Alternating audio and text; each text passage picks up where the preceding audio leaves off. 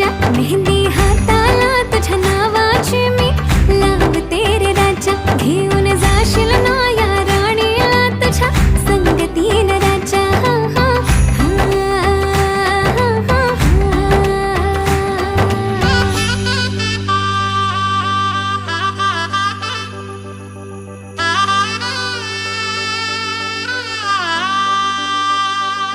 सजली ही नवरी बाई नवरोबासाठी ग, गाली हळदी चाले दिसते किती गोड ग. आई बाबांची लाडकी सासरला जाईल ग, सुखी राहा दिल्या घरी तो